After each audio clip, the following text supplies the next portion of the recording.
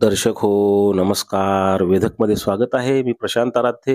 एक ताजी राजकीय घडामोड अशी आहे, की माढा लोकसभा मतदारसंघातील भाजपचे उमेदवार खासदार रणजितसिंह नाईक निंबाळकर यांच्या प्रचाराच्या निमित्ताने आणि त्यांच्या निवडणुकीची मोर्चे बांधणी करण्याकरता म्हणून करमाळा तालुक्यातील बूथ प्रमुख आणि भाजपच्या पदाधिकाऱ्यांची बैठक रश्मी बागल यांच्या उपस्थितीमध्ये आयोजित करण्यात आली होती. बागल गटाचे सगळे कार्यकर्ते त्यामध्ये सहभागी झाले होते. यावेळी भाजपचे जिल्हाध्यक्ष चेतनसिंग केदार यांच्यासह खासदार रणजितसिंह नाईक निंबाळकर व अन्य पदाधिकारी उपस्थित होते. या बैठकीमध्ये बोलताना रश्मी बागल यांनी सांगितले, की यापूर्वी आम्ही अनेक नेत्यांबरोबर अनेक पक्षांमध्ये काम केलं, मात्र प्रत्येकाने आमच्या पाठीमध्ये खंजीर खुपसलेला आहे. मात्र भारतीय जनता पक्ष आम्हाला सहकार्य करतोय, आमची काळजी घेते. यावेळी त्यांनी रणजितसिंह नाईक निंबाळकर यांच्या कार्याचं प्रशंसा सुद्धा केलेली आहे. पहा रश्मी बागल काय म्हणाल्या त्या. तुमच्या पुढे जी किरकिर कुरकुर आदळ आपट केली हे तुम्ही आपल्या हात असं समजून केली. थोडीशी आदरणीय स्वर्गीय मामांपासूनची सवय की ते लोकशाही आम्ही जास्त ठेवतो आणि त्या लोकशाहीला अनुसरून असं सगळे तुम्ही वागलात. ह्याच्यानंतर ह्याचा आपण क्लास घेऊ. पण एवढं निश्चितपणे सांगते की आपण पक्षात प्रवेश केला मागच्या महिन्यात, पण तुमच्यापैकी प्रत्येकाला मला आवर्जून सांगायचं की मागच्या 6-7 महिन्यांमध्ये मकाईच्या बाबतीमध्ये जेवढी मी पळाली असेल, जेवढे दिग्विजय बागल पळाले असतील, जेवढे आपण सगळे पळालो असो, काहीही कारण नसताना, म्हणजे त्यावेळेला आम्ही पक्षात सुद्धा नव्हतो तरी सुद्धा आपल्यासाठी 8-8 तास तिथं वेटिंग करणारी व्यक्ती आज आपल्याला इथं उमेदवार म्हणून मिळालेली आहे. पक्षासाठी तर आपण काम करणं लागतोच, बंधनकारकच आहे. आणि भैया ही सगळी किरकिर आदळापट इथं असते. ह्यांना तुम्ही पोलिंग बूथवरती जाऊन बघा, हे तेच आहेत काही तुम्हाला कळणार सुद्धा नाही. त्यामुळं अतिशय मन लावून काम करतात, पण त्याच वेळेला इथं भांडून तुमच्याकडून काम करून घेण्याची सुद्धा यांची सगळ्यांची एक सवय आहे. पण फक्त पक्षाचा उमेदवार म्हणूनच नाही, व्यक्तिगत रूपानं रणजितसिंहजी नाईक निंबाळकर नावाच्या व्यक्तीनं आपल्यासाठी, तुमच्या माझ्यासाठी खूप केलेलं आहे. आणि येत्या 7 मेला त्याची उतराई होण्याची संधी आपल्यापैकी प्रत्येकाला मिळणार आहे. ती तुम्हाला का सांगायची, तुम्ही सगळे एकेका मताचे मालक नाहीत. यातला प्रत्येक जण भैया त्याचा झेडपी गट सांभाळणारा, त्याचा पंचायत समिती गट सांभाळणारा, त्याचा ऊसाचा गट सांभाळणारा, मार्केट कमिटीचा गट सांभाळणारा प्रमुख व्यक्ती आहे. काय काय झालं, काय काय नाही याचा उहापोह करण्यापेक्षा पलीकडे जाऊन मला तुमच्यापैकी प्रत्येकाला आवर्जून सांगायचंय, आज मोदीजींच्या नेतृत्वाखाली काम करत असताना मागचा कार्यकाळ जर बघितला तर माझ्या करमाळा तालुक्याला, माझ्या माढा तालुक्याला ज्या ज्या मोठ्या योजना मंजूर करून मिळाल्या किंवा जास्तीत जास्त निधी मिळाला तो फक्त युतीच्या काळात मिळाला, ज्या वेळेला भाजपा त्याच्यामध्ये कार्यरत होती. हे आपण बंडगर सर विसरून चालणार नाही. आपण दहिगावची योजना घ्या, आपण कुकडीची योजना घ्या, आपण पलीकडं आणखीन सुद्धा बोगद्याची योजना घ्या. या सगळ्या योजना होत असताना याच्यामध्ये भाजपानं स्वतःचा उजवा हात भरभरून आपल्याला नेहमी दिलेला आहे. साध्या गोष्टी असायच्या, रेल्वेच्या थांब्यासारखं काम होतं. आत्ताच भैयांनी, मला वाटतं दिग्विजय बागलांनी आता आपल्याला वाचून दाखवलं, आदरणीय भैयांनी ते आपल्याला तो कागद दिला. मला वाटतं काहीतरी 1264 कोटीचं काम माझ्या माहितीप्रमाणे मागच्या 9 वर्षांपासून आपण याच्यासाठी पळतोय. या कामाची आज कॉन्क्रीट हातामध्ये ऑर्डर पहिल्यांदा आपल्या हातात आलेली आहे. या रस्त्यावर ह्याला मृत्यूचा सापळा म्हणलं गेलं. आज पत्रकार दुर्दैवाने ते नाहीत, पण याच्यावरती कमीत कमी एक मला वाटतं 2-2.5 हजार बातम्या झाल्या असतील वेगवेगळ्या पेपर्स मधून. आणि शेवटी एक कामाज मार्गी लागतं. पाण्याचा विषय मी आपल्याला बोलून दाखवलं.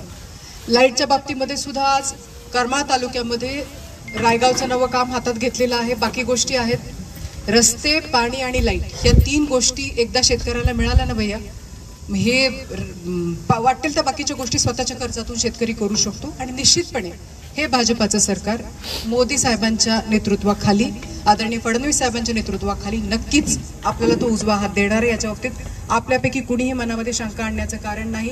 छोटी पेल्यातले वादळ आहेत, मला वाटतं त्याच्यामध्ये इथं काही बोलण्यात अर्थ नाही. प्रत्येकानं आपलं काम जर नीट केलं तर निश्चितपणे येत्या काळामध्ये ही निवडणूक आणखीन सोपी करण्यासाठी आपण आपल्या उमेदवारांना, आपल्या पक्षाला मदत करू शकू. जो सोशल मीडियावरती आज कार्यरत आहे त्यानं त्या पद्धतीनं काम करावं, जो लोकांमध्ये जातो आहे त्याने त्या पद्धतीनं काम करावं.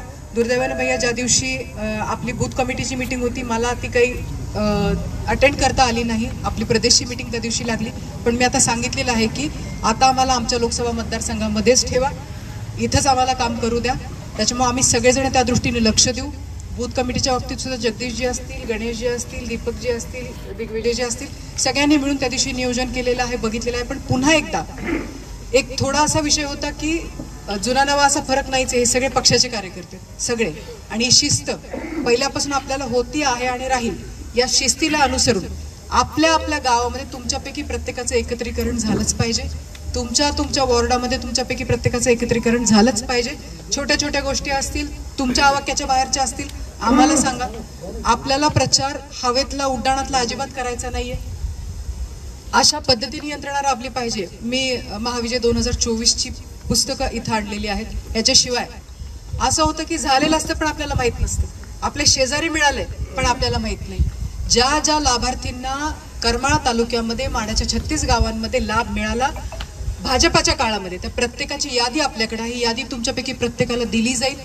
व्यापाऱ्यांचा संपर्क मोठा असतो, त्या सेलच्या माध्यमातून, ओबीसी सेलच्या माध्यमातून, महिला मोर्चाच्या माध्यमातून आपल्यापैकी प्रत्येकाला आपल्या आपल्या गावाची यादी घेऊन तिथल्या शक्ती प्रमुखाची मदत घेऊन तिथला आपला पन्ना प्रमुख निवडून आपल्याला घराघरामध्ये जाऊन हा प्रचार करायचा आहे. मोठाल्या सभा तर भैया आपल्या होतीलच, तो प्रचार तर आपण निश्चितपणे करूच. पण सगळ्यात महत्वाचं आहे, जवळचा माणूस जे सांगतो ते ऐकलं जातं. आपल्या प्रचाराचा ताण हा आपण घ्यायचा आहे. उमेदवारांना किंवा पार्टीला वरती काळजी वाटू नये ह्याची काळजी आपण घेऊ. ही ग्वाही तुम्ही सगळे आहात म्हणून तुमच्या सगळ्यांच्या वतीनं देते. मताधिक्य सांगणं मला वाटतं हा माझी भूमिका नाही, ती लोक ठरवणार आहे. पण मी निश्चितपणे सांगते भैया की ह्या करमाळाला म्हणजे कमला भवानीला स्मरून मी सांगते की यांना चांगल्या आणि वाईटाची जाण खूप चांगली आहे. आपण जे आतापर्यंत आमच्यासाठी केलेलं आहे, रेटेवाडीसारखा प्रश्न आहे, दुसऱ्या कुठल्याही पक्षाने आतापर्यंत उचललेला नाहीये, आपल्या पक्षाने उचललेला आहे. 36 गावामध्ये बेंदोड्याच्या पाण्याचा विषय असेल, कुठल्याही पक्षाने विचार केलेला नाहीये. आज भाजपा त्याचा विचार करतोय. आज नव्या योजना आणत असताना त्याच्यासाठी भरभरून निधी देण्याचा प्रयत्न आणि मानस जर आदरणीय फडणवीस साहेब, आदरणीय मोदी साहेबांच्या नेतृत्वाखाली जर करत असतील आणि तुमच्या माझ्या करमाळा माढ्याला आपल्या हक्काचं पाणी पाहिजे असेल तर पुन्हा पहिल्यासारखे दिवस येऊ नये. नाहीतर पुन्हा असं होईल की मध्ये आमच्यावरती भैया वेळ आली होती 5 TMC वाचवायची आहेत, उजनी धरणग्रस्त, ही वेळ आमच्यावरती पुन्हा येऊ नये. माझा मांगी तलाव कोरडा राहू नये, माझं कोळगाव धरण कोरडं राहू नये. आजही हे सगळं जरी भरलं तरी तालुक्याचा जो साधारणपणे 30 ते 35% भाग थोडाफार प्रमाणात आणखीनही बिना सिंचनाचा राहतोय, हा सुद्धा रेटेवाडीच्या माध्यमातून कसा कव्हर केला जाईल. आपण मागच्या वेळेला इथं बसलेल्या उमेदवाराला मदत केली नव्हती, आपण त्यांना काहीच दिलं नाही. त्याच्यामुळे आज आपण त्यांना मागितलं, त्यांनी मोठ्या मनाने ऐकून पण घेतलं. म्हणजे इतकं मोठं मन नसायला पाहिजे खरं म्हणजे. आपण त्यांना मदत केली नव्हती, आपण त्यांच्या पाठीशी उभं राहिलो नव्हतो, तरीही कुठलीही अट न टाकता मागं सुद्धा जी पत्र दिली गेली ती सगळी पूर्ण केली गेली. मला वाटतं इथे त्याचे साक्षीदार आहेत. वांगीचे आहेत का? वांगीकर किती निधी मिळाला आणि मदत केली होती आपण? अरे आपण मत दिली होती नव्हती. तर हे काही ठिकाणी आहे जिथं मागितलं तिथं मिळाला, आता नाही मागितलं तर त्याची चूक नाही. मला स्वतःला विश्वास आहे त्या दिवशी स्टेजवरती हे वाक्य खास करून बोललं गेले, पुन्हा पुन्हा बोललं गेले की पार्टी तुमची काळजी घेईल.